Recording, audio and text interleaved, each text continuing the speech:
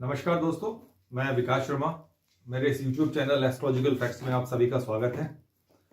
दोस्तों, मैं आपके सामने आज एक नए विषय के साथ हूं। इससे पहले मैं अपने विषय पर आऊं, एक छोटी सी अपील आप लोगों से करना चाहता हूं। ज्योतिष को जो लोग सीखना चाहते हैं उनके लिए बहुत अच्छा प्लेटफॉर्म है और मैं बहुत बेसिक से लेकर ज्योतिष को चल रहा हूँ। दोस्तों, आप मेरे चैनल के साथ जुड़ सकते हैं जो लोग ज्योतिष में इंटरेस्ट रखते हैं, और मैंने जितना सरल माध्यम है वो उसको देने की कोशिश की है और टू द पॉइंट मैंने हर टॉपिक को आपको बताया, सो दैट कि आप उसको समझ सकें और आसानी से समझने वाले और बहुत सरलता से मैं उन टॉपिक को आपके सामने डिस्कस कर रहा हूँ। आप ध्यान से मेरे सभी वीडियो को देख सकते हैं। जो मेरे चैनल से आज जुड़े हैं वो लोग मेरे पुराने वीडियोज़ में जा सकते हैं, जो मैंने पुराने वीडियोज़ इसमें डाले हुए हैं ज्योतिष को, जहाँ से स्टार्टिंग से मैंने ये वीडियोज़ में डाले हैं, उनको जाके देखिए और समझिए। और मैं उम्मीद करता हूं आप जब देखेंगे तो ऐसा आसानी से आप समझ पाएंगे। इससे पहले आपने किसी वीडियो में ऐसा नहीं देखा होगा और बेसिक से मेरा इसको लेके चलने का कार्यक्रम है और उसी तरीके से मैं आपके सामने बहुत सरलता से इन टॉपिक को डिस्कस कर रहा हूं।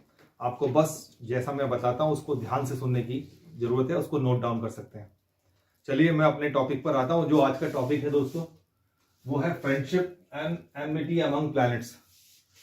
जो ग्रह होते हैं इनमें भी आपस में शत्रुता और मित्रता होती है, आपने सुना होगा। वो मैं आज यहां डिस्कस करूंगा आपके सामने।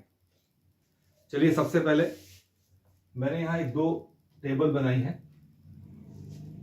दो ग्रुप्स बनाए हैं, ग्रुप 1 और ग्रुप 2। दोनों तरफ मैंने प्लैनेट्स लिखे हुए हैं, सूर्य चंद्र मंगल गुरु एक तरफ लिखा हुआ है और एक तरफ लिखे हैं बुध शुक्र शनि राहु केतु। तो ये 9 प्लैनेट हो गए दोस्तों। जिस प्रकार से मैंने इनको लिखा है, ग्रुप 1 और ग्रुप 2 के बीच में आपस में शत्रुता, सामान्यतः शत्रुता होती है। इस चीज को समझ के चलिएगा आप।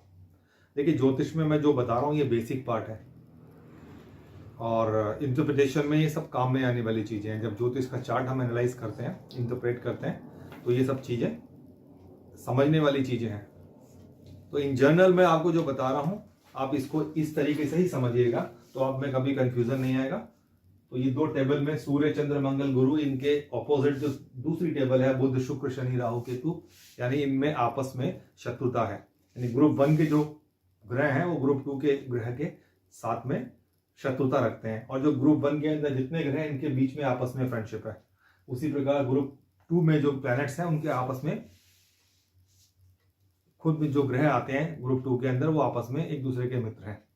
तो ये जनरल सा एक फॉर्मूला मैंने सिंपल तरीके से बताने का प्रयास किया है। उसके अलावा और भी इसके तरीके हैं इसको समझने के लिए कि कौन किसका शत्रु, डायरेक्ट शत्रु है। कोई ग्रह किसी ग्रह का डायरेक्ट मित्र है, यानी जो उसका पक्का मित्र है वो समझेंगे, और उसका जो सबसे ज्यादा शत्रुता का भाव जिस ग्रह के साथ होता है वो कौन सा ग्रह है, तो उसको समझेंगे। इस टेबल के जो मैंने टेबल बना के आपको सामने रखी है, इसमें मैंने ग्रह लिखे हुए हैं एक तरफ, मित्र सम और शत्रु यानी न्यूट्रल, ये फ्रेंड्स, ये न्यूट्रल और ये एनिमी, राइट। इधर मैंने ग्रहों के नाम दिए गए हैं, सूर्य चंद्र मंगल बुध गुरु शुक्र शनि।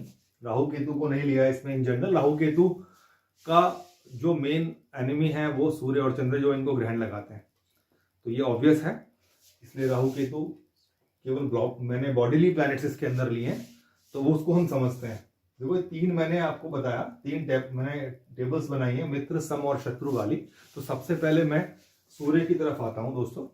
सूर्य जो ग्रह है उसके जो मित्र हैं, मैंने आपको बताया ना, ये सूर्य के जो ग्रुप 1 के अंदर ये सारे ग्रह आपस में मित्र हैं।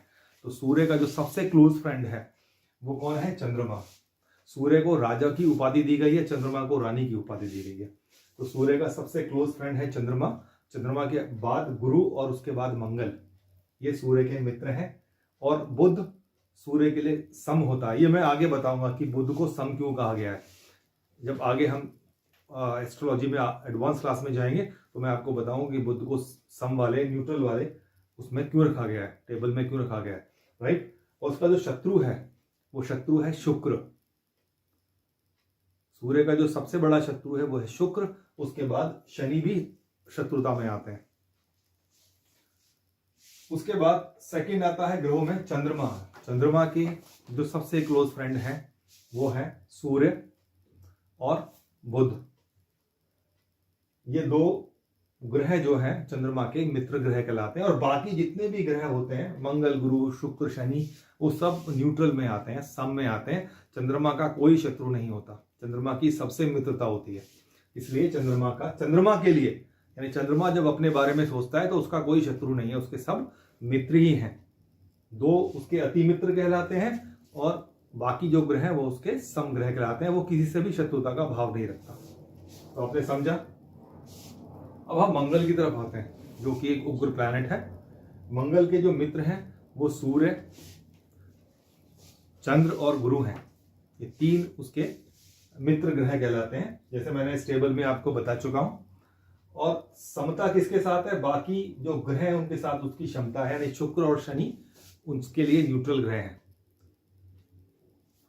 ये मैं आपको आगे जो एडवांस्ड एस्ट्रोलॉजी आएगी उसके अंदर में आगे चैप्टर्स आएंगे, उसके बारे में जब डिस्कस करूंगा क्यों ऐसा है वो मैं उसके बारे में आगे बताऊंगा। आज मैं टू द पॉइंट बता रहा हूं, इसको आप नोट डाउन कर सकते हैं, ठीक है। और मंगल का जो परम शत्रु है वो है बुध, ठीक है।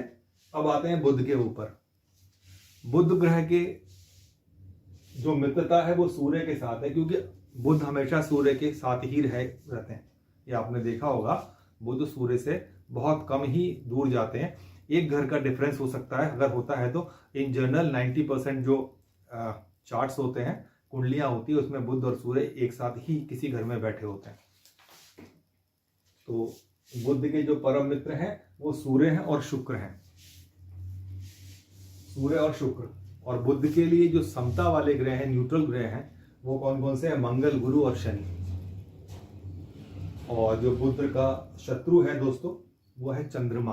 बुध चंद्रमा से शत्रु भाव रखता है। ये माइथोलॉजिकल एक कहानी है, वो मैं फिर आगे डिस्कस करूंगा। तो बुध का एक शत्रु है केवल चंद्रमा। गुरु ग्रह के बारे में हम डिस्कस करते हैं। गुरु के भी सूर्य, चंद्र और मंगल मित्र ग्रह कहलाते हैं। और न्यूट्रल ग्रह के अंदर आता है गुरु, शनि, क्योंकि गुरु ज्ञान के प्रतीक हैं और शनि वैराग्य के। तो जहां ज्ञान होगा, वैराग्य वहां अपने आप आता है। इसलिए गुरु की शनि से कोई शत्रुता नहीं है, वो उसके लिए समता वाला ग्रह है। और जो उसके शत्रु हैं गुरु के, वो है बुध और शुक्र। इन 2 ग्रहों से गुरु की शत्रुता है। तो आपने समझा। उसके बाद आते हैं शुक्र ग्रह के बारे में। शुक्र के जो क्लोजेस्ट फ्रेंड है सबसे, वो है बुध और दूसरा है शनि। ये 2 ग्रह शुक्र के मित्र ग्रह कहलाते हैं, सबसे क्लोज बुध और शनि। उसके बाद जो समता वाले ग्रह हैं वो मंगल और गुरु हैं। और जो शत्रु ग्रह हैं शुक्र के, वो सूर्य और चंद्रमा हैं। ठीक है दोस्तों। अब आते हैं शनि के ऊपर। तो शनि के जो परम मित्र हैं वो बुध हैं, उसके बाद शुक्र हैं।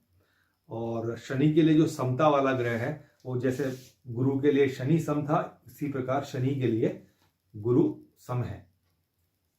और शनि का जो परम शत्रुता का जो भाव रखते हैं वो सूर्य के लिए रखते हैं। सूर्य उनके पिता हैं, ये सभी को मालूम है। तो सूर्य के लिए उनका जो भाव है वो शत्रुता का भाव है। उसके बाद चंद्रमा के साथ भी वही भाव रखते हैं। उसके बाद मंगल के साथ भी वो शत्रुता का भाव रखते हैं। लेकिन परम शत्रु में शनि के वो सूर्य आते हैं।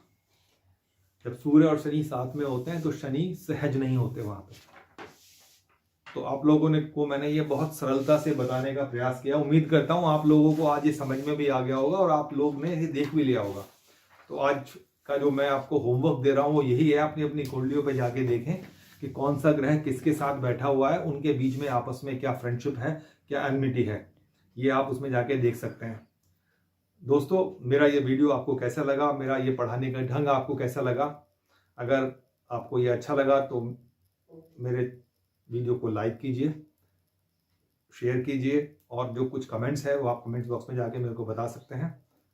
और चैनल को सब्सक्राइब कीजिए, यही आपकी गुदक्षिणा है। मिलता हूँ एक अगले विषय के साथ, एक अगले वीडियो में। तब तक के लिए नमस्कार।